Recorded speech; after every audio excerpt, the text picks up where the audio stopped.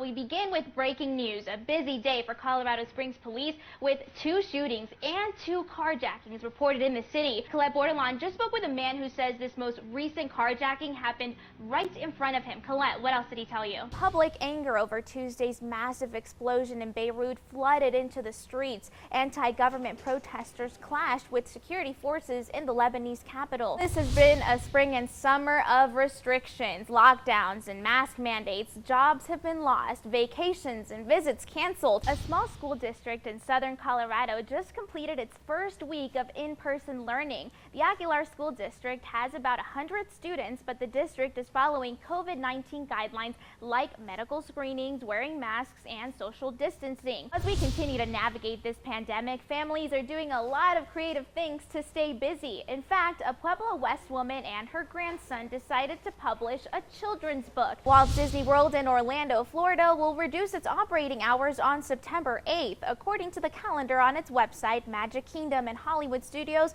will shut down an hour earlier. Epcot will empty out 2 hours sooner, and Animal Kingdom will both open later and close earlier, shaving off a total of 2 hours. The theme parks had to shut down completely due to coronavirus, but began a phased reopening on July 11th. Actually, we can chat a little bit. What do you like to do on a hot day, Alan? I miss having you here. We're practicing social distancing, so we're just trying to keep safe. It's the time of year we're using GPS for a good reason, to track Santa. With the help of more than 1,000 volunteers, NORAD is able to track Santa as he travels across the world. Throw another Disney reference out there. The cold never bothered me anyway. Right.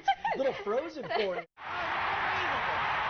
A moment that sports fans will remember absolutely forever, Jessica. I mean, that clip still gets my heart pumping. It's so epic. I know. Plus, the movie that they had after it was even better. We both weren't alive for it, but still an incredible moment. It'll carry on for generations to come. After all those holiday treats, many of us may be thinking about an exercise resolution for 2020, and there's a trick to keeping it. Although scientists say making the resolution is the first critical step, changing your behavior is how you stick to it. In your Consumer Watch, 1.4 billion chicken wings. That's how many wings Americans are expected to eat over Super Bowl weekend. A Utah man claims he has a 20-year-old McDonald's hamburger. Yep, you heard that right.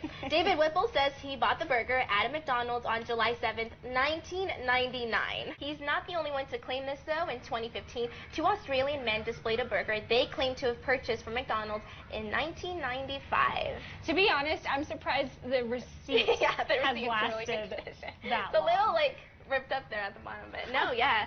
That doesn't make you want a burger. I don't know what will. The animal shelter says they got a lot of interest in adopting the 7-month-old pup, and we want to congratulate the winner. We'll hear from them in our evening newscast. I was just telling Jessica, and she said all puppies are cute, but there is something about Bob. Especially cute. He has the tuxedo look, like my cat. I love it. Yeah, he's wearing a little vest, basically. That little white chest gloves, little white gloves. I like it. We should have him as our mascot, as you were saying. That's what I was saying, just right here, behind the scenes. I'd be to down the weather. with that. We need that. Doesn't everyone need a dog at work? Good afternoon and happy Friday. Thanks for joining us for News 5 at noon. I'm Jessica Barreto. Let's start out by taking a live look outside in both Colorado Springs and Pueblo. Sunny skies to kick off the weekend, but strong winds also rolling through. Here to tell us more about what's to come is meteorologist Sam Schreier. Sam? Thank you, Jessica. In your Capitol Watch, the House Judiciary Committee was unexpectedly back in session this morning. The vote to pass 2 articles of impeachment against President Trump was scheduled for yesterday, but Democrats delayed that vote very late last night.